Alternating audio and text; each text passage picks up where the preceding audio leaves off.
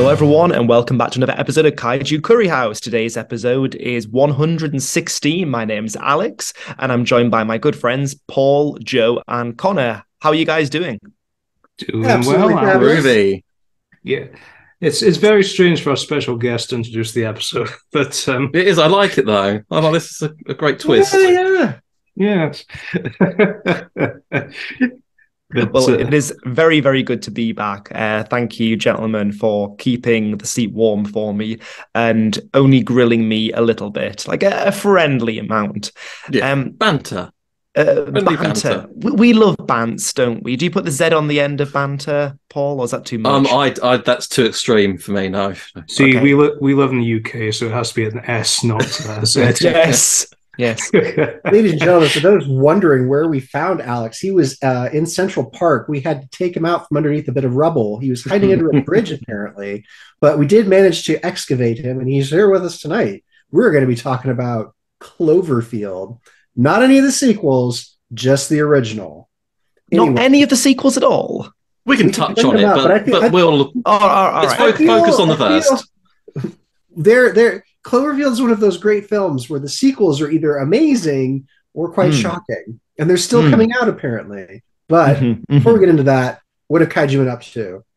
Alex, it's only right. You should have something going on. What have Kaiju been up to? Absolutely. Well, after an insane amount of work with my new job, promotion, like just loads and loads of kind of work stuff going on, I was able to start reclaiming back a bit of time. And I'm pleased to say that one of the first things I did was I got to painting of that fantastic kit that our good friend Connor here built for me. Connor, I was thinking about it. How long ago was it when you made that Godzilla tower? Oh, that must have been like a year ago at least, maybe. Try further back. Further back. Yeah. No. Oh man. It's more than 2 years. That's how long ago it is. Really? Oh man. Yeah, it's that long ago. And that Godzilla tower comes from the hit film Godzilla versus Gigan. You may be familiar with it, Joe. It's a classic, isn't it? Yeah, it's that one film. It's like the only bad film that's worse than Godzilla versus Megalon, I think. Cinemassacre on YouTube lovingly calls it Godzilla versus the stock motion, which I quite like. No, sorry, stock footage. Godzilla versus the stock footage. That's a yes. Godzilla versus the stock footage.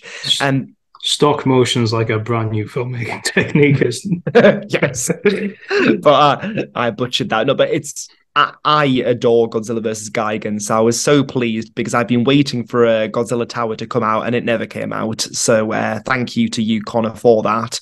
And the context is that my girls were told that they had to, for World Book Day, do a book in a box. And my son had to go doing Gruffalo, and the girls did various things. I think my daughter did like a Harry Potter platform 9 3/4. And I thought, well, if they're busy painting and doing various art, then why don't I crack on with something? And I started looking around and I thought, right, you know what? I have not painted this. So by next episode when we record, I'll try and show you where I'm up to. I'm sure the painting won't be anywhere near up to the standard that Joe O'Connor does. Paul, do you paint much? No, I have not dabbled in the world of paints, but I intend to this year. So you will at some point. Ooh, okay. Yeah, so, but I'm just excited that you said you'll show it in the next episode. So that means you're coming back. No, absolutely. Yeah, no, definitely. No, I completed a training course with my job that took a lot of my spare time. That's over now, so I'm a lot more free. Go on, Connor, given that you built the wonderful figure for me, what have Kaiju been up to? Well, Alex, that's strange to say. Well, Alex.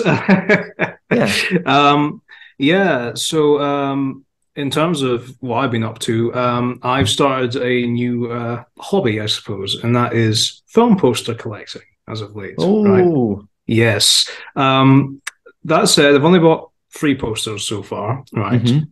One being an Italian poster for Gorgo, of all things, which, if anyone's seen that post, there's nothing to brag home about. It's literally just Gorgo's hand coming out the sea. But the other one was a UK version of the Kong 76 poster, which is if you know what that poster looks like, you're not missing much. It's practically the same, only it's horizontal rather than vertical, I suppose. I don't know. That's just something I've noticed. The Jeff Bridges? Yeah, that is Jeff Bridges version. It's the film. Yeah. Oh. Yeah, it's the one where he snaps a snake in half or something like that. What did you think of that King Kong movie? Oh, I love it. I got the 4K like a few months back. I think it came out in January, I think. I can't remember, but yeah. It's one of the it's probably my third favorite Kong film, I think. Yeah, probably my third, yeah. First being the original, and the second being King Kong Escapes. You know, you got to love Mechanic Kong in that film. But so I got that, and the first poster I got, however, is one for Frankenstein Conquers the World, aka Frankenstein versus Baragon. Right now, here's the thing. Right, a little note for anybody who wants to buy a poster. An original film poster, mind you, and that is know your centimeters from your inches, right? Right, because the eBay listing for this poster was like just said 40 by 60. It's like, okay, that must be 40 centimeters by 60 centimeters. No, it's I get the poster, and it's about the size of my bed. So yeah, 40 by 60. I mean that would be like a full quad size for a theater, was it? Yeah, pretty much. And the frame as well is basically ridiculous, just the sheer size of it. But did you go Perspex and the black frame? Like what kind of frame did you go for? So it's like sorry, I don't know if you can hear that. That's my cat yelling in the background. No, I can't hear the cat. No. Okay, that's good. Yeah. That's by the way, listeners, that's Quint, by the way. But Quint. Yes. So the frame I got doesn't have a Perspex sort of frame. It's like a UV sort of sheet, I suppose, so it doesn't get exposed. But I am going to try and get some Perspex sheets, just so that it's more durable. But nice. I think it's actually an actual frame that they would actually use in like cinemas or whatever, because there's like a lock on it, so cool. Yeah. Nice. Yeah. But so if you guys want to collect film posters, just go on eBay and realize how much people try to rip you off, I suppose. But my kind of sorry, I was just going to add my only limitation with film posters is literal wall space, because I'm sure we can all relate to this. Many a time have I kind of been stuck with a dilemma of, do you put family photos on the wall, or do you put, that hideous movie poster that Joe and Paul got for? Every time. Every time? Every time. Like Never. the Legend of Dinosaurs and Monster Birds? I mean, that would be the exception. Especially that one. Yeah.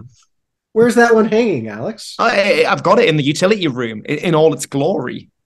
But the thing is, it's not over the fireplace. It should be, shouldn't it? Hanging from the bedroom ceiling, maybe over the bed, just above the bed. Absolutely.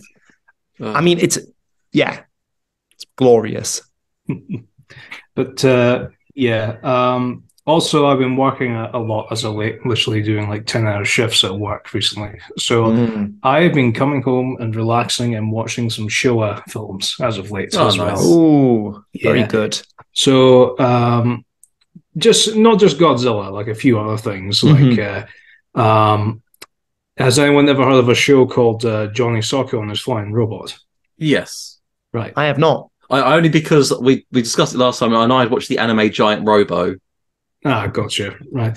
So Johnny Sokko was, of course, like a show in the 60s to basically tie in with like the likes of Ultraman and all that sort of stuff, which features the titular Johnny Sokko and his giant robot that fights kaiju and all that. But one of the things that I watched was this thing called Voyage into Space, right? which is a compilation film, which takes episodes from the show and stitches it to be a 2-hour film, pretty much. So, yeah, it's basically like, here's the thing. The original series is 50 episodes. Like, you'd be as well just watch it in like 2 hours instead of, like however long it takes to finish that. And I also got this film recently called The Green Slime. It's good. Yeah. Yeah. It's like a co-production between Warner Brothers and Toei. So yeah, it's technically a kaiju film, I suppose. If you want to, well, that's maybe a stretch. I don't know, but yeah, I recommend everyone go check out The Green Slime. And I guess that's me. I guess so. I'm going to pick on Paul.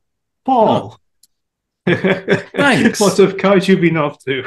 I do just want to ask, Connor, you're starting a new hobby of collecting posters. Will you be hanging them all up, or are you just putting them somewhere? That's the question, isn't it? They're all getting framed. So they're all going to be framed. Right? So your hobby is going to probably end quite quickly. Yeah, that's true. They're just going to go into like the office and all that. So Okay. But so have you not been buying books recently? I almost swore that. That's the question I normally ask people, Paul. What's going on? It's just that you were buying so many books and not reading them. And I thought perhaps you're now reading them, Paul. Okay, you have it. I thought you'd like. I'll tell you what. I'll spend my time and money on posters instead. All right. Okay. I'm reading another Meg book. There you go. You're satisfied. There we go. Okay. Yeah. Okay. Great. I also think it is possible to kind of frame these wonderful posters and put them on rotation. You could like have one rolled up and then like a couple of months have one up and then like swap them around if you're that short in space. That's true.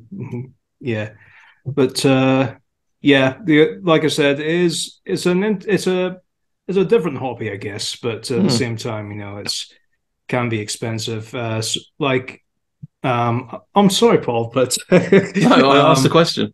Yeah, but it's like if the poster is too expensive or if it's very hard to come by, I will just settle with just a print or like a reprint instead of like trying to chase after an original. But hey-ho. But yes, Paul, what have kaiju been up to? Okay, well, last episode we were discussing Starship Troopers, absolute gem of a film. And I think Joe said that there'd been some good sequels and not so good sequels. And so I wanted to just find out what sequels there had actually been, because we were in a bit of dispute as to how many films there had been. And so the timeline goes a bit like this. 1997, we get the film that we know and love. Right. In 1999 to 2000, there was the Roughnecks TV series that lasted for 44 episodes. That was a CGI animated one that I think, Joe, you said hasn't aged well. It was a bit like Beast Wars, Transformers. It's pretty well. The CGI hasn't. I mean, in terms of story, it's pretty good. Okay. In 2004, we got the straight-to-DVD sequel. That was bad. That was Starship Troopers 2: Hero of the Federation, where they basically get hauled up into an outpost. You mean they made sequels to Starship Troopers? And I think the I don't know if one's been infected or being controlled by a bug. I think they're trying to do the thing, basically. Yes. Yeah. But they just didn't pull it off. I might be remembering it wrongly, but I don't think it was a very good film. No, you've described it right. It was just so generic and weak. Yeah. Okay. I'm glad I was remembering it right. And then in 2008, we got Starship Troopers 3, Marauder, and that had Johnny Rico come back. And I think at the end he gets a mech suit. That's about all I remember. But I'm sure that was a good... It was, you could tell the budget had been dropped massively, but it was... That's the one where you find out God's a bug. Was it? Yeah. I don't remember that bit. I don't remember much. Seriously? Apparently, yeah. Yeah. I'll watch that one again because I'm sure that was decent. It's a very large telepathic bug, and it's sending telepathy to people, and they're interpreting it as a higher power. Okay. Well, I mean... quick question about these sequels. They're do they still have the same sort of like political message to them, or are they just straight up just crap sequels? I think they do have them in it, but I don't think it's really... I think it's just, this is what Starship Troopers does. They're not trying to be political at all. They just think, fans like that. So it's not really working in the same way. There's a satire, for sure. There's no like Nazi satire then, and it's not like... Not as good. No, they try. I'm sure they try to like stick with it, but it doesn't work as well as it did in Starship Troopers or RoboCop, which also had some great little snap-away adverts. Yeah. You'd buy that for $1, wouldn't you, Paul? Yeah, I would buy that for $1.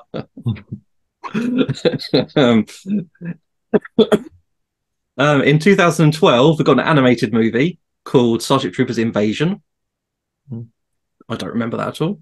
It had, I think the characters were still in it, but it had none of the original voice cast, so it was just typical. Yeah, so it seems like every 4 years they're trying to release something to keep the franchise alive. The last thing they released was 2017, and that was Starship Troopers Traitors of Mars, and that did have the voice actors of Dizzy and Johnny. Now, Dizzy. Again, Dizzy died in the original film in 1997. 20 years later, she's voicing her character.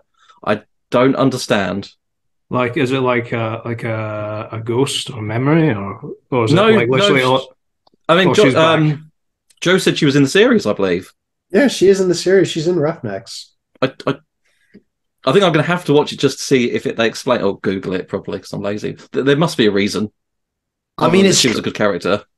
It strikes me that for all that we're criticizing the amount of sequels and the varying quality of these sequels, it's no different from Tremors. There will be some kind of fan base out there that absolutely I mean, in the sense that we adore the Tremors films for what they are, and like the hit and miss aspect to it, that it's part of the charm. There will probably be hit and miss.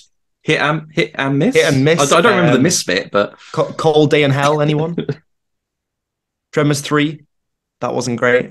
No. Luckily, I've only seen the first Tremors. So, have you seen nothing else? Oh, I've seen bits of Tremors 2, but I haven't seen the entire film. So. I thought you'd been working on him, Paul. What have you been doing the last year? He's been reading books. What can I say? He's been reading the Meg. A man of culture. He chose the Meg books over the Tremors films. Listen, Meg Hell's Aquarium is a fantastic piece of literature, and definitely not the same but pasted over and over. Okay. Well, aside from my little trip down Starship Troopers lane, which also, while I was researching it, there was an anime in 1988. So that was the first time it was. That's quite far back. Yeah. There was the book. The book was in 59, and then the first time it got turned into something else was a Japanese anime, which lasted 6 episodes in 1988, and it is still the same thing. Johnny Rico goes after. Johnny Rico is the main character of the book. Yeah, and so's Carmen. But I mean, I don't know. Apparently, it was very. I had a quick look online, and they said that there's not much action to it. It is very based on the characters. The bugs aren't the bugs that we know from the films. Completely different. Yeah, but I think I said in the episode the book has a different set of bugs than what. Yeah, so I think the original anime in the 80s is closer to the book more than anything that came after. Fair. So there's that. So other than that, I watched a TV series released in 2018. It won 3 awards and was nominated for 19. Produced by AMC, based on a book. It's very highbrow, I have to say, really well written, well acted, well directed, all good. And it's because we mentioned it on this show, on this very show. The Terror. Yes, The Terror. Terror. My gosh, it's amazing, is it? It's good. Okay, so the TV series, it's based on a true story or true events. It's not. These 2 ships did set sail from England to try and find the trade route to China. Sorry, and they obviously got lost. There. It's. I think that is actually true as well, isn't it? It's as true as Titanic, where the ship sunk. The phrase "based on a true story" is so. Wow. But it is the story of these sailors, and they're stuck in the ice effectively, and they're stuck there for years. They want the ice to melt so they can go home. Essentially, they're looking for the Northwest Passage. These 2 ships set out from England, and they get stuck in the ice. Now, unbeknownst to these guys, they've gone far north enough that the ice just kind of moves. It doesn't really thaw.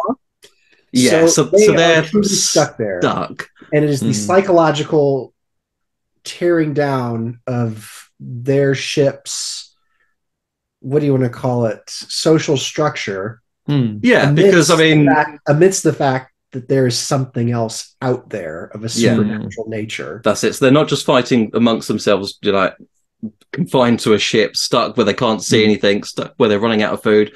There is a supernatural being out there that is smart, that is seemingly unkillable, and it is trying to hunt them down. So, and it takes the form of a creature.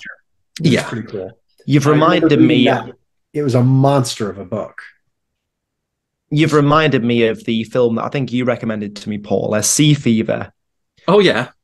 Did you ever see that, Joe? No. What did you think of Sea Fever, Paul? I really liked it. That was quite a low budget film, wasn't it? It was. I remember, but it was so well acted. It's a really tight film, but like a lot of the elements that you've just described there, Joe and Paul, like you've got. I mean, this was based on a true story as well because someone went out on a boat. Because someone went out on a boat and people were unhappy. There you go, based on a true story. But no, there's a crew that are basically out and there's something out there and it most definitely is some kind of malevolent being. I remember this, Paul. I do recall this, that you mentioned this, yeah.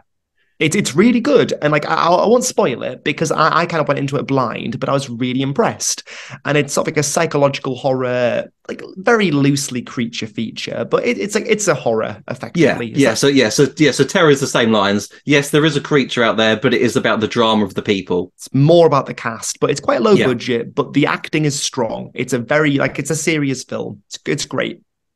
Yeah. I think I came across it as like Prime recommends. And I clicked it and I was like, oh, this was really good. Yeah. So that's what I've been up to. Joe, what have Kaiju been up to? Joe's been up to a few things. I've been working on models because I have nerd. I'm sitting here looking nerd. You hush. So I've been doing that, and then I subjected my partner to a viewing of Cloverfield because she hadn't seen it before. She thought it was all right, but it did bring back memories of the first time that I saw it when we all watched it in theaters, and she was kind of like feeling a bit woozy here. But anyways, moving on. I'm quite conscious of the fact that we need to talk about Cloverfield. We've been waffling away. We should talk about the film at some point. And we've also got some feedback, some viewer comments, listener comments. So yeah, we've got a lot to get with. But Joe, please, if you've been up to something Kaiju, come on, awesomely, please share. Spill the beans. Spill the beans on Cloverfield? No, on anything else you've been up to before we move over to Cloverfield.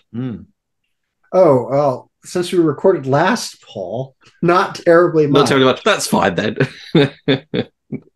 We can go straight onto Cloverfield. He's playing hard to get. I will give a shout out. I have been following Star Ace because they tease an absolutely gorgeous Rhedosaurus model kit, which they're going to be bringing out. This is the figure that we should have gotten with the Rhedosaurus.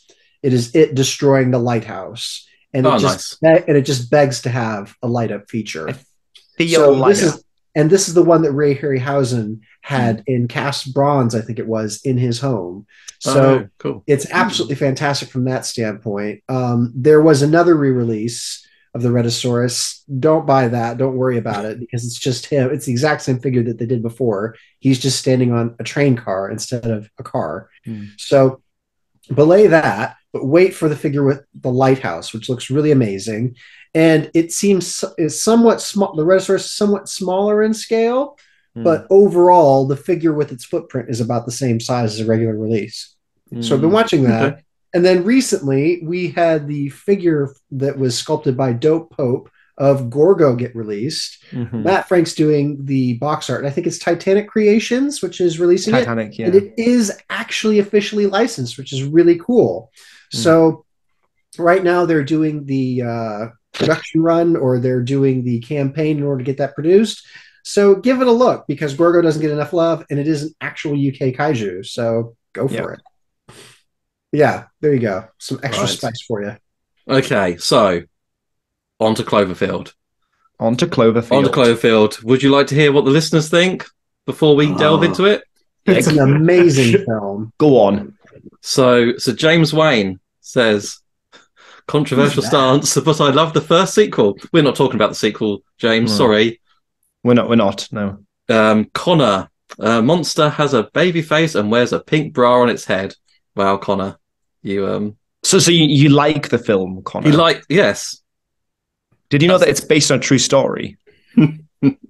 What I don't know. There's creatures in New York that are like giant size. I mean, I know about the rats, but Right, it really happened. It said at the start they found the footage, right? Mm-hmm. Yeah. Okay. obviously it's a true story. Yeah. Mm-hmm. Okay. Dave Lant. First film is great. Clovey. Is that his name? Clovey. Clovey is Clover. Clover. Clovey is a unique design, and the ticks are really menacing. Love that Marlena exploded. Spoilers. The viral marketing used to hype up the film was fantastic. Cloverfield Lane is a great thriller. John Goodman was excellent. Sadly, Clovey Spaceballs 3 was not great. Would have loved to see more of the giant creature at the end. Yeah. We do not speak of the third film. Not yet, but we will do one day. We do not speak of the second film and how they basically try to take another film and try to mash it into the Cloverfield universe. So yeah, it's the legend. Yeah. Will Krebs, phenomenal film that provides a very interesting take on the kaiju genre. And Brandon Hickley Smith. Before I share my thoughts on this kaiju film, I just want to say I'm so delighted you guys are doing a video about one of my personal favourites that's on my top 10 creature features list. I still have the special edition DVD in my collection. Also happening this close to my birthday, which is pretty cool. So happy birthday, Brandon. Oh, happy birthday, Brandon. That was a very wholesome comment. Yeah. Ever since I first saw the trailer on YouTube back in the day, I was so hyped as it was enough to tell me, whoa, a giant creature rampaging a city, it must be a kaiju. And then I saw a poster of poor Lady Liberty's head ripped off by something huge and alive. Right then I knew it was going to be a kaiju-style monster movie. At one point, I noticed an Empire magazine that mentioned the film as Godzilla Goes Blair Witch, or something like that. I'd not yet seen that other movie, so not only was Cloverfield my first kaiju film at the big screen, but it was also my first found footage. My first of the found footage genre. This film, I have to say, really blew my mind. For the entire movie being filmed with a handheld camera, I thought it was pretty impressive how it was all shot with the sets and green screens, especially when it came to the kaiju attack with the action sequences and all the solid acting from the characters, even the extras. It really felt like how a kaiju crisis would appear in reality. Matt Reeves did a superb job, and to this day, he remains as one of my favourite directors. He would then go on to work with films like Dawn of the Planet of the Apes, which is another personal favourite of mine. Unpopular opinion, but I think he would have done better with King of the Monsters than Michael Dougherty. You know what? I'll agree with that. You know. The kaiju Brave itself, opinion there, but yeah, I would be interested to see his take on the film. To be perfectly honest, the kaiju itself was pretty neat design, looking like a bizarre arachnid-like amphibian with membrane sacs on each side of the head. One feature that I really loved was the roar. It was loud and unique, like Monster vs. Godzilla. And during those moments, it let out that beautiful voice. The whole cinema boomed and shook as if the whole thing happened right in front of me. Also, the parasites were quite interesting, despite what they're capable of. Although the music by Michael Giacchino is only played during the credits, it is pure monster heaven from start to finish, just like the movie. Anything I dislike, you might ask? Well, maybe the runtime could have been slightly longer. I don't know. Anyway, it is both one of my favourite kaiju films and on my top 10 list of creature features to this very day. 5 out of 5, which on our new kaiju rating score would be a K for killer. Ooh.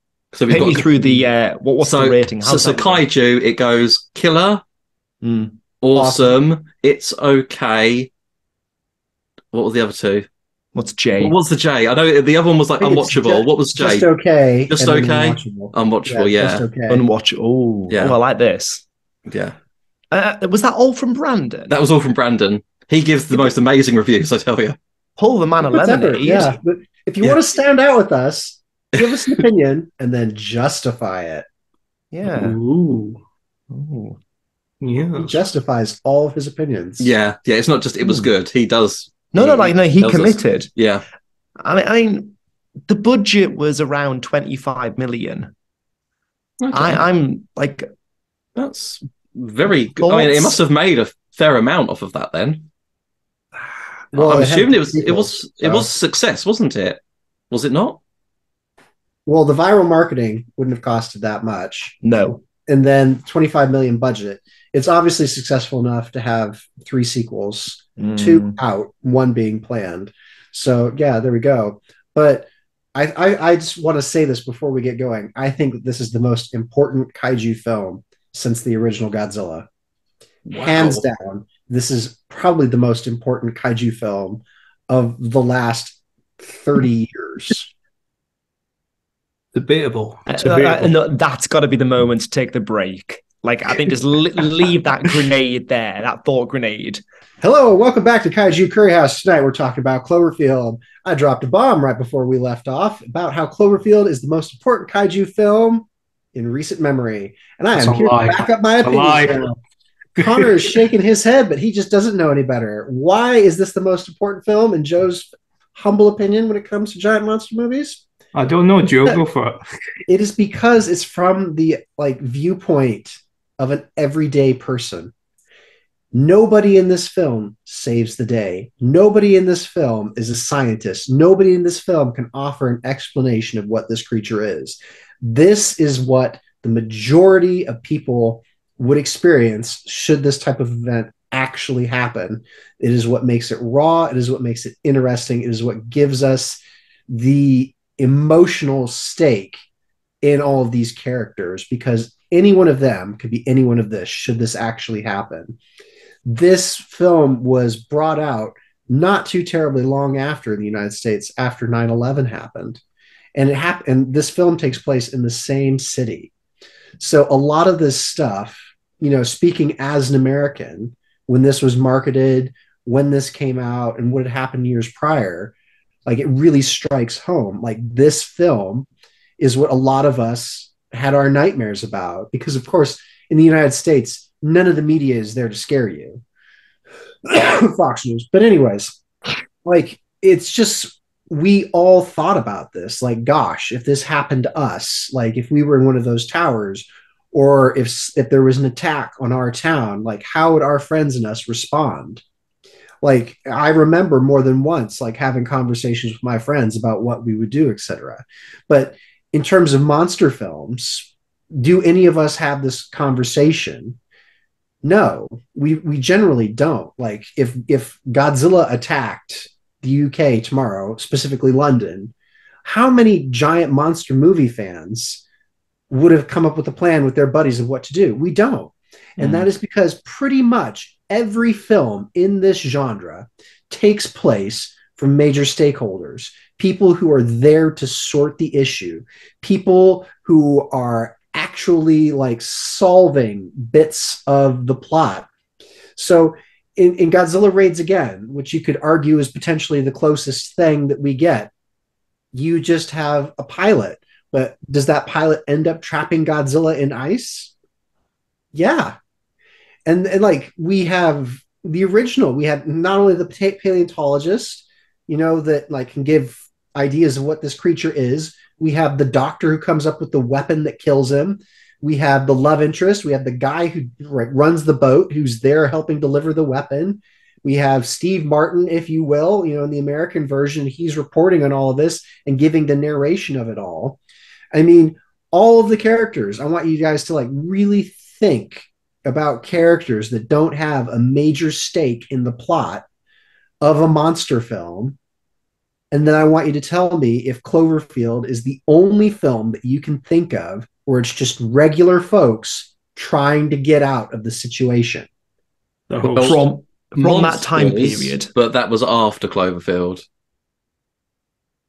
Even after Cloverfield. Yeah, Monsters, wasn't it? It was just those two. Monsters. Okay, Monsters. That's fine. So that's after Cloverfield. Yeah, it's post. Yeah. It's post. So I'm not necessarily saying that Gareth Edwards was ripping on Cloverfield there, because they're very different films tonally. Yeah. But and then also in Monsters, we had a world that had grown accustomed to those creatures. They knew that they were there. Monsters takes place in a world where they know the risks and they're trying to get around them. Yeah. Cloverfield represents an incursion of a kaiju on a community that is not expecting it. And that is your original Godzilla. That is your original Kong. That is all that is. But what it does do is it strips away those important major players that bring King Kong to New York, that take out Godzilla. This is not a film about the 5 people who sort the problem, like in Shin Godzilla. This is a film about the millions of people over decades and decades in this genre that aren't given any screen time. Everybody makes jokes about the running crowds, but this is the first time we actually lived that and experienced the terror. This grounded this genre. When was it gave regular people a voice. The Host? Was that? Yes. The Host was 2006. That was post, was it? That's post as well, but then again... No, before. I thought the Cloverfield's 2008. Pardon? The Host is 2006. So Cloverfield's 2008. Oh, really? Okay, sorry. My opinion. my apologies. However, I think your point stands, though. Yeah. I was just trying to think of films. It is not a stakeholder appearance. And again, those are the people that sort the problem. I just remember because that followed a family, and that what I liked so much about The Host was that it followed the family that you were amongst the crowd. So yes, but Cloverfield did it to a whole new level. Yeah, they're focusing on the people, and every single kaiju film goes down the exact same alley of let's follow the stakeholders as they sort the issue. At no point does anybody, I mean, like Cloverfield just struck me as so original because one, it tapped into a cultural phenomenon at that time, which is what happens if this, if we are attacked? And then two, it finally answered that question. What would it be like? And then not only did they do that, they presented it as a found footage or through a camcorder. Now, I feel like if they had done it any other way than a camcorder, it would have detracted from the reality of what the film was trying to do. At every point, I mean, like, of course, this is a giant monster film, but at no point in Cloverfield, if you were willing to accept into that reality, did it seem too much. Do you follow me? Like, at no point does it give you a question. You are so worried about the main characters and following their journey that you just accept it because they're just trying to get out. They don't care about justifying any part of this. And that's what the other movies got wrong. In Cloverfield 2, you have, an absolutely brilliant thriller setup, which I won't spoil. And then at the end, you really have to swallow some major plot points right when I don't feel that you should have to. It's a great twist, but it undermines the entire rest of the film. And then the third film is just shockingly bad. There's just no other way to say it. But those out there. Those sequels were not Cloverfield sequels, though, were they? Originally, they were films, and then they just tacked Cloverfield on. Well, once the films are finished, the third one has the Clover monster in it. Yeah, but it had already been filmed, and they didn't know how. And the second film, it doesn't even need to be a Cloverfield film. No, it wasn't. And then they bought the rights to it. You could ignore the last 7 minutes. Yeah, that is it. It was such a good film, and they said, "Oh, that looks so good. Can we have it?" And we'll attack a bit on the end. Wasn't there something about, I think John Goodman was interviewed about it, and it's like they had no clue it was a Cloverfield movie. No, he's right. Another great thing, the viral marketing of these films, the secrecy in which they were produced and made, like, it was incredible. I remember when these came out, like, all that Cloverfield got was like a website and like a Slew Show campaign, which was like the drink that they were drinking in the film. And like, apparently the Slew Show like fell into the sea, and that's what attracted the monster. There are all sorts of like great little theories and stuff, but like it didn't have commercials. And one of the things that everybody went to the cinema for is like, what is it? We didn't necessarily know if it was going to be a kaiju film. We were all hoping, but nobody really knew. It's a mystery. It's a mystery box. I do understand that it is a great film. And then the premise, if I will be so bold as to explain some of the plot, spoilers ahead, folks. There's someone who's having a going away party. He has an unresolved, like, love interest And in his going away party, it seems to be coming to a point, but that's when the attack happens. And so his love interest, the woman, goes back to her apartment, during like the span of this party, his going away party. And then after this attack, they go out into the street. His phone's wherever, whatever's happened to it, but he basically runs into an electronics store, steals a phone, and sets it up so that he can like get to his voicemail. And he finds out that the woman that he loves, albeit he hasn't had a chance to actually tell her yet, she is trapped in her building and hurt. So basically they were going to get out, they're going to go back in, whatever. But the group decides we're going to go and get this girl, Beth. And, he is dead set on going and helping her out. And it's just basically his buddies going along. The way that I sold it to my partner, who just watched it for the first time with me earlier tonight as we record this, is I said, imagine an episode of Friends during a kaiju attack, but it's serious. And that's essentially what kind of happens. You have a group of friends in New York. There are some jokes. There are some snappy one-liners. I think my favorite lines in the film is, "What the hell was that?" And he goes, "I don't know. It's also terrible." Because at this point, the tick had fallen off, and the ticks are bad in this movie. Monsters have terrible parasites, but that's like everybody that I can imagine myself, and I would like to think that if my partner or my love interest was trapped in a building during a circumstance like this, and no one could help, all the lines were froze, I would be the guy that would go there, come hell or high water, and get her out of that situation. And I like to think that my friends would back me up on this. Everybody knows, and there are lines in the film that also justify it. I know what I'm getting into. Look, I'm not being emotional or unstable or anything here. I know it's dangerous. You guys don't have to come with me, but I'm going to do this. And this is just after our main protagonist, the guy who's after Beth, his brother dies. So there are clear emotional stakes here, but it's just one of those things where, and again, this plays a lot on the hero mentality of what had happened previously in the United States in 9/11. Like when a disaster strikes, it's the everyday heroes that rise up and do stuff about it. And this film does a great, case for that, or it makes a great case for that, showing that like regular, ordinary people can do really stupendous things when they are put against adversity. And it's wholly justifiable. Like it's a decision that people would make. It's not outlandish. It's not like mad scientist stuff. He wants to save the person he loves. So I think it's a tremendously important film, and I would call it solid on all fronts. The only thing that I might say or warn people about is because it's a found footage film, the camera is a bit jerky and you can get a bit motion sick watching it, which happened in the theater that we went to when I originally saw it. Nobody was sick in the theater, mind you, like physically sick, but there were people that came out with a bit of motion sickness, and they were like, whoa, kind of had to put my head down after a while in that film, but it was really good.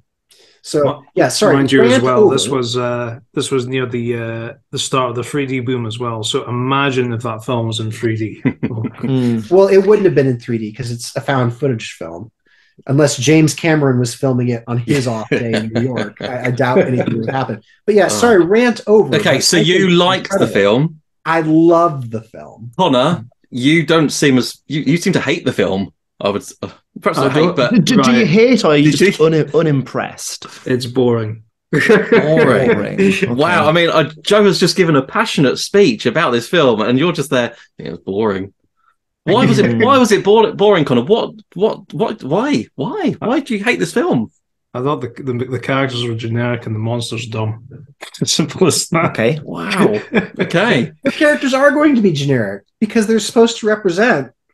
But it's just like there's no dynamic necessarily like more important than the other characters. I don't know. It's just represent like us. The dopey dum dum sort of stuff because they've got like this big event happening, like all this crap happening and all that. It's like, I'm going to keep my camera on this whole time, never going to take a break. No, I could help my friend who's being attacked by these people, but no, I'm just going to hold this camera. Okay, I'll take you to task on that.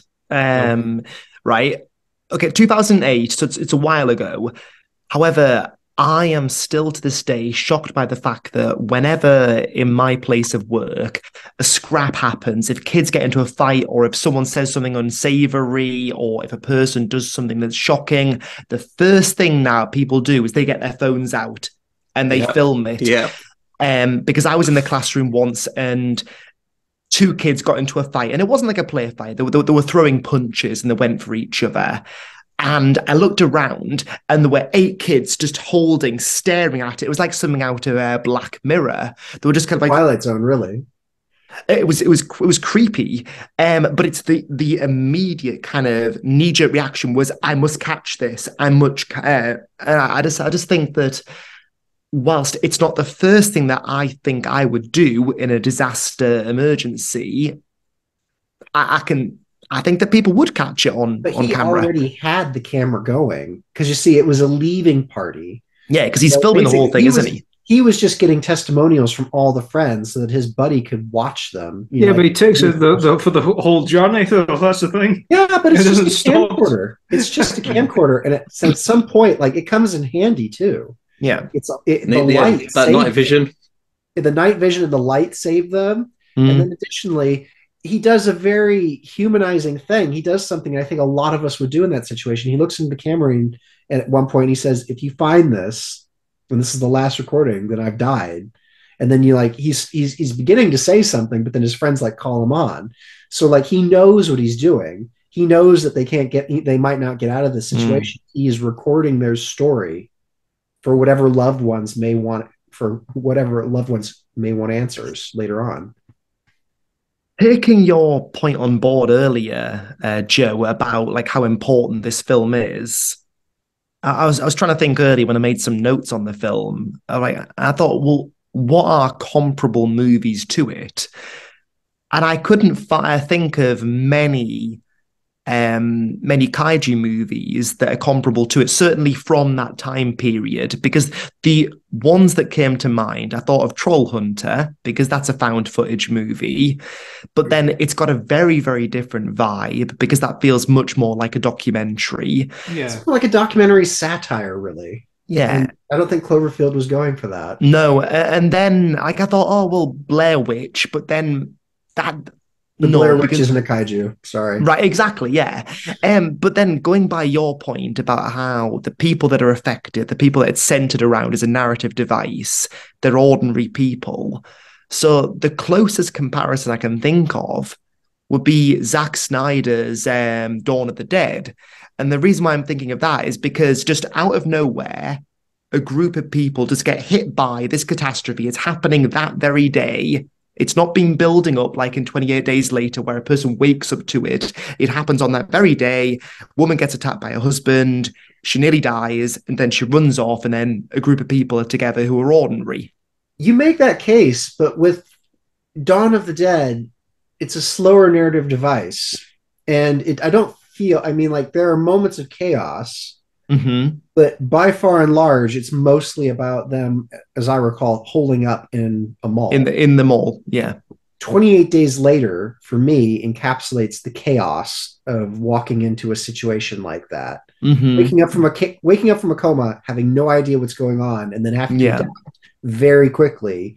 For me, thematically, goes with what Cloverfield is trying to accomplish. It's Day of the Triffids, 28 Days Later. Yes, Day of the Triffids, yeah. Without the closest film that I could equate this to, although it is a very different vibe, would be Love and Monsters.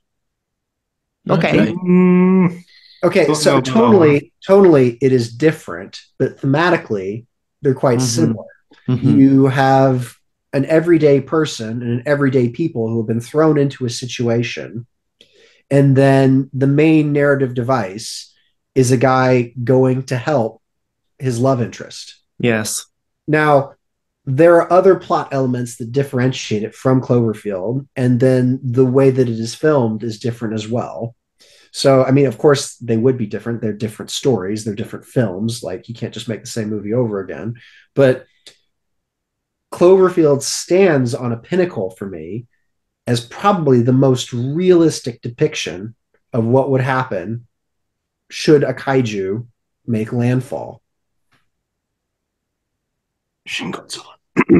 Shin Godzilla does not touch on the chaos that would happen, and it does not tell the story of regular people. No, not Shin regular Godzilla people. is a great satire film in the sense that it perfectly demonstrates how bureaucracy works. Yeah. And why governments are slow to respond. It is a satire through and through, but it does not necessarily have the emotional resonance that Cloverfield throws at you with every scene.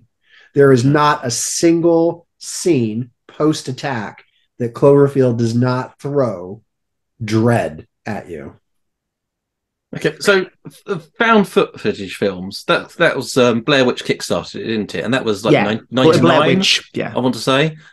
There must have been lots of copycats of found footage. Do you know how many Blair Witch films there are? Yeah. 3? Paranormal Activity. But, yeah, so was there no other monster ones apart from Cloverfield? I can't think of any. Yeah, I can't think of any. They were probably really bad, but I just can't believe that it took them 9 years. There were multiple found footage films that had monsters in them. There was one, but with no film went to Cloverfield's scale with the creature. Okay, yeah. So this had a budget like 25 million. The rest were probably students who were inspired by and made it. Well, actually, now that you mention it, that's probably another reason why Cloverfield just seems meh, I guess, because you got like Blair Witch, like if you listen to like the behind the scenes of Blair Witch, right, where it's like they pretty much told the actors, okay, we're gonna put you in the woods and we'll see what happens, right? And the director would go around like shaking tents or like going around wearing a mask in the woods or something like that. Literally shot on like a shoestring budget. But the problem with Cloverfield is, I don't think the found footage works as well, I guess, in this case. Because for one, it's New York City for a start, right? It's not really believable if it's like, oh, New York's just got destroyed, right? Plus the fact, all the CG monsters and all that, I guess. But I think because it's found footage, it looks more. It looks real. I don't think you could do it any other way and keep it realistic. Because if you had CCTV tracking these specific characters in the story, why is the CCTV? Why are they tracking these characters? How did they know which way they were going? That's an awful lot investment of whoever's doing that tracking. So the found footage, unless you're actually going to take a narrative standpoint, which is the way that most films go, and have someone filming an interaction with the characters, just like as through our eyes as an observer, that I feel like narratively it would detract from the realism and what they did with this film, I think it was great too, is that they showed it as archive footage from the attack that was government found and stored. And, you can completely think of it like this, like little disc or this camcorder is sitting next to the Ark of the Covenant in Area 51 somewhere, like it just kind of gives that vibe. Like, again, the realism of this, it isn't, the film doesn't just kick off as like a found footage documentary. It doesn't even have like the scrolling thing, like the Blair Witch or Paranormal Activity. It just has a government case ID, et cetera, et cetera, et cetera. And it's exactly the way that you think that it would be cataloged in a government computer database of like all the footage that was found from this attack. So it's not that I want to disagree with your point, Connor. It's just, I think that it was a very good directorial decision to keep it that way, because again, what the director was going for specifically was how it would play out in the real world. And in the real world, like, again, sorry to keep taking it back, but with 9/11, so much footage from that day was taken by regular individuals and then compiled together to provide the full narrative. It's like when the plane struck the towers, nobody knew that was going to happen, but people filmed it. And it's the films and like the regular footage from regular Joes. Gosh, I hate to use that phrase, but anyways, like that is what gives a lot of power to it, because you have people holding up their phones or camcorders, whatever, in New York, which is a tourist town, to be fair.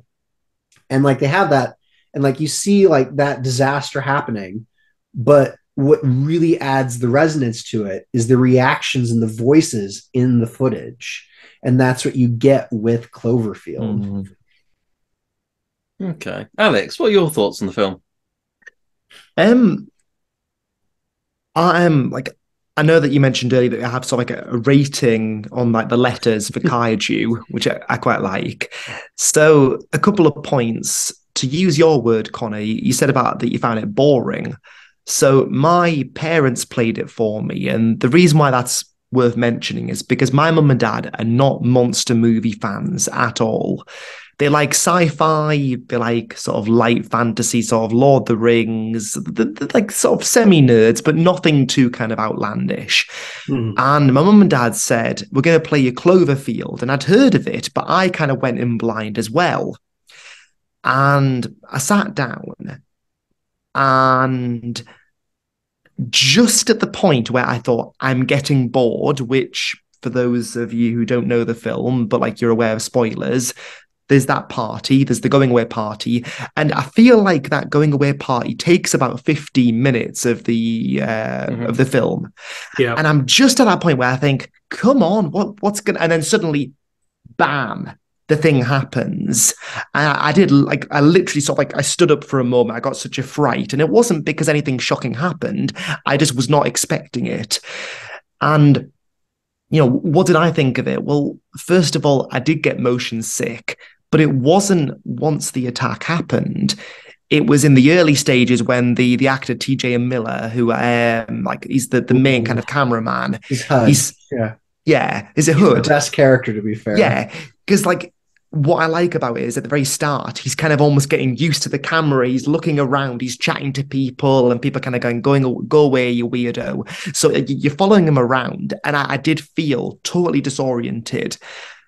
And then, you know, the attack happens, the camera gets knocked out of his hands, and then he kind of picks it up, and it's almost as if he rises to the challenge, and he takes the role very seriously. But for me, what I love about the film is that I felt this enormous sense of dread. And that the part of the film that I cannot get away without mentioning is the character played by Lizzie Kaplan, who says the shocking line, I don't feel so well, after she's been attacked. Yeah. And then the inevitable happens, which I'm not going to spoil. But it was a blowout performance, but yeah. Absolutely. But there was a real sense of dread because they're in these tunnels. You don't know what's going on. It's very unclear. And I find that the found footage element elevated that, because had it been not found footage, I would have been like, oh, there's the monster, there it is. But you're constantly just getting a glimpse of it for a moment, or of these things. And I was not expecting that to play out the way it did. And there were a lot of times when I was just quite baffled and unsettled. And because I didn't know what was happening, I found, Joe, that I was very immersed in the story and the characters. I felt like I was being dragged along with them, and I was as confused as they were. So overall, I rate it very, very highly. I hadn't kind of considered it to the same level that Joe had about it being this important, but I think that you make a compelling argument. For me, something that you've used as a phrase before, Joe, is about how we're in kind of like a renaissance of kaiju film. And I think that there's a good argument to say that Cloverfield was part of that renaissance. Yeah, it still stands. Like, as a plot device, no other large kaiju movie has attempted this. No one else has taken it to the masses. And that, I mean, like, to be fair, that's where kaiju do the damage. They are destroying cities. Mm-hmm. They affect on a mass scale.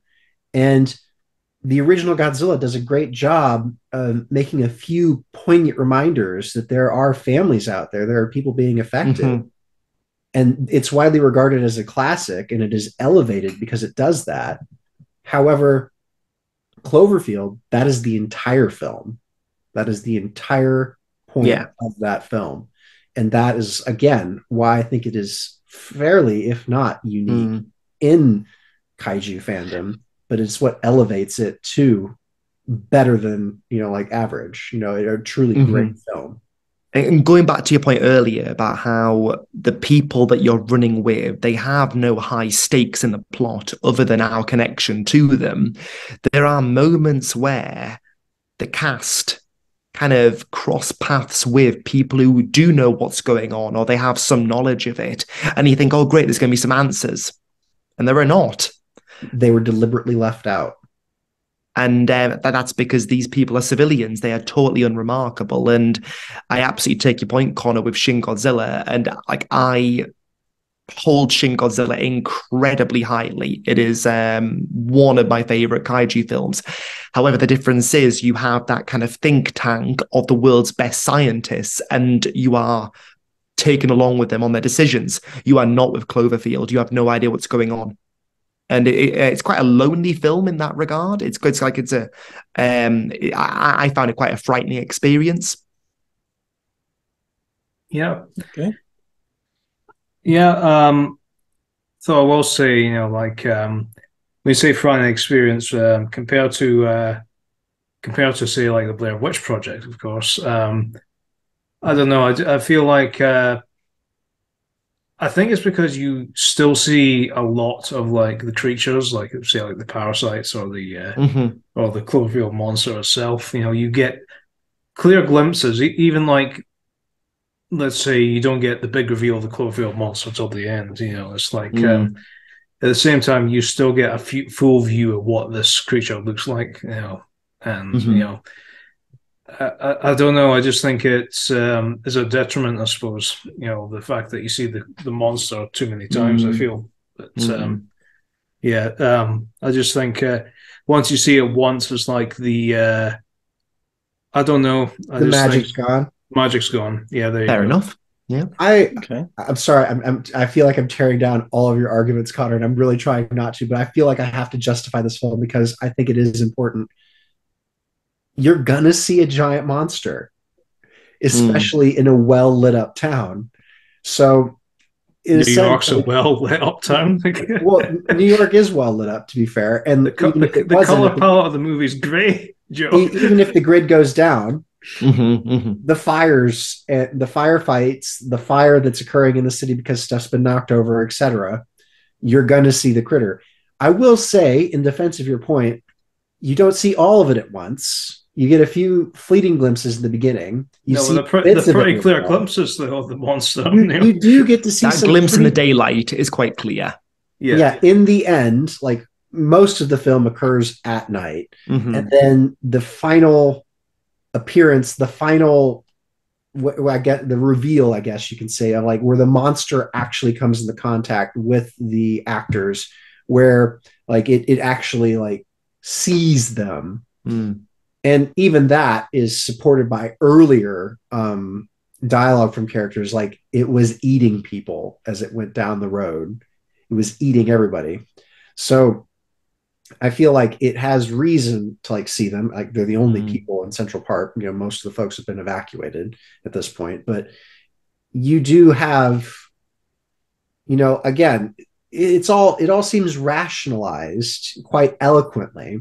But, like, if Godzilla, whenever there's a Godzilla movie, you see Godzilla. He's enormous. He's walking through town. And I think they actually did a fair job hiding Clover, as it were. And it's such a unique design too. Like you'd feel a bit cheated if they didn't show all of Clover, because one of the things that, like J.J. Abrams, I think one of the things that he said was, we wanted a completely different monster. We wanted it not to resemble anything else. And it is an abomination. It is a pale, Gollum-esque, like mutant whatchamahoosit. And again, it is similar to The Host. You can't really compare it to a lot of other things. Okay. So I like how much they showed it. It's kind of like Jaws. The first act you don't get a lot. The second act you get a little bit. Third act you see the shark. Okay. So Joe, I think I'm loving your passion. I feel like we should start to wrap up. But I do want to say my thoughts on the film before we do, Oh, poor Paul. which you can Sorry. then and you can rip me down about them, Joe. I don't want to completely agree with Connor and say it's boring, because I did enjoy it. But I will say that yes, he's got a camcorder. Would he really be filming all of that? And he's looking at his friends, then he looks up at the monster. I think I would be in terror that I might be holding.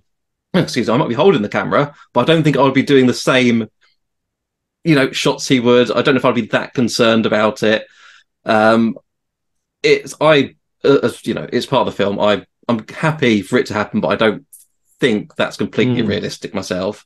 But I do like that we get set off for the party. I do like that we get to follow the story, and that we do see glimpses. We get to see them when they're in the store. They look at the TV cameras, and that's got the news reports where we get to see Clover, and that's how you would see it. You would see it on the news reports because they've got the helicopters. They can get that view. I will say that I did go to the cinema to see it, and I lasted 30 minutes before throwing up. So I had to wait for it to be released on DVD to watch it. Wow. So there is that definitely put me off. I would say, I wish they made it following them, but with a stable camera, but then that would lose a lot of the rawness of it. So I feel like I've got to watch it on a small TV, or else I do get at least a headache, which is annoying. You mentioned a news report. That could actually make an interesting kaiju film when you think about it. Just a film solely focused on the news, basically reporting a major incident like this. Don't know. So yeah. I mean, you could have people like us. There's an attack, and we're scrolling through YouTube and TikToks of this creature, trying to piece it together ourselves, I suppose. So the direct sequel to this, it was acknowledged when the film came out. Will you ever do a sequel to this? This is this is really interesting. That's a while ago. So there was a brief point when one of the creators said there's a moment on the Brooklyn Bridge where another person holds up another camcorder and the two make contact, and they said that would be our intersection point should there ever be a sequel or a viewpoint from another group. Now there are talks currently, or they may be making. There has been talks for many years. About a true sequel. They're very secretive about their Cloverfield. Of course, and releasing, so you never this is part of the charm almost.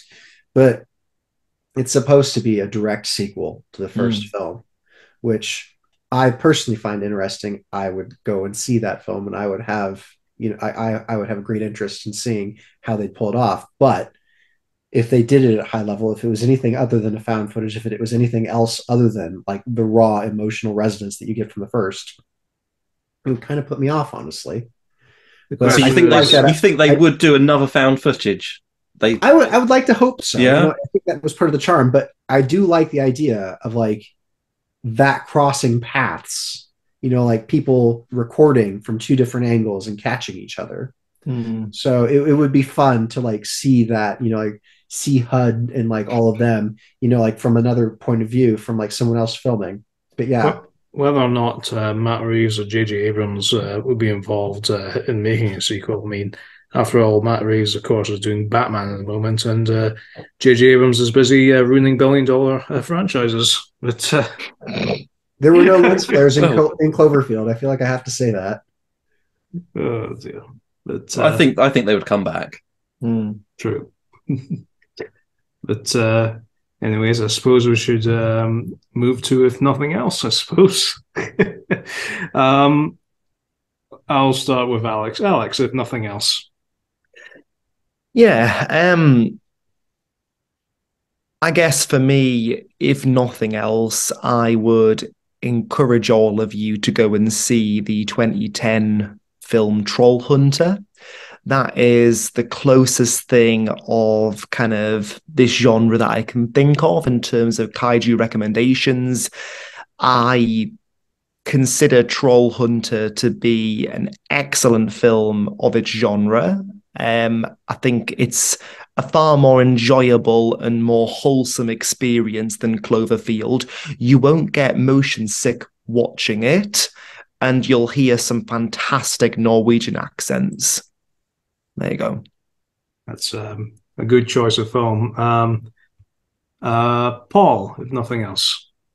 If nothing else, I can't recommend a found footage film just because, as I say, I suffer motion sickness. Bad experience with Cloverfield. I'm glad I didn't see Blair Witch at the cinema. So I think I'll just go and say, from my earlier talks, go check out the Starship Troopers anime, the original 1988 anime. It is available on YouTube as a subbed, all 6 episodes. I've put them on my watch list, but I haven't got around to watching them yet. I will at least watch episode 1 by the next episode so I can share my thoughts. And also, I did quick Google while we were recording, and Cloverfield made 172 million in the box office. That's not bad, is that worldwide or the United States? I think that was worldwide, but that was just the box office. It probably made a fair bit then at the home release as well, because people like me who couldn't stomach it at the cinema. But yeah, if 25 million to that is very impressive. Great marketing. Yeah. Joe, if nothing else. So if nothing else, if you haven't seen Cloverfield, I would recommend watching it, but I wouldn't watch it alone. I'd watch it with somebody because it's a film that begs to be seen with a group. Maybe don't have lemonades with it because, as Paul stated earlier, you might get crazy. Yeah. But, sounds awful. Well, I may have had some grape juice with my partner. We were watching it a while earlier. Indeed.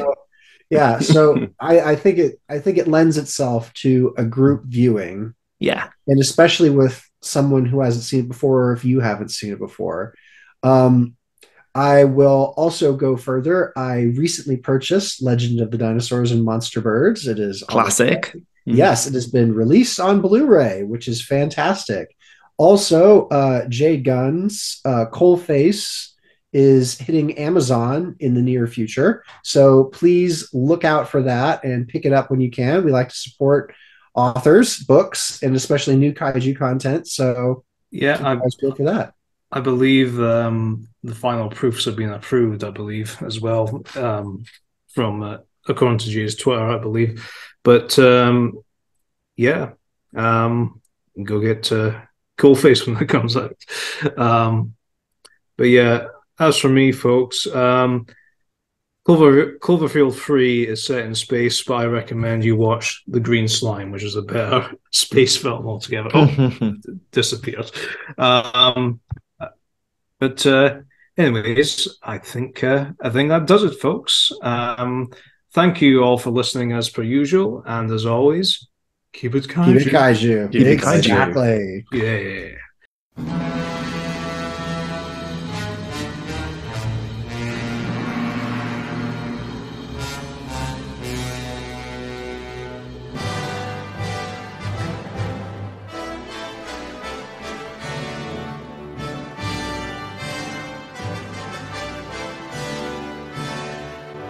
Anyways, who's starting us off?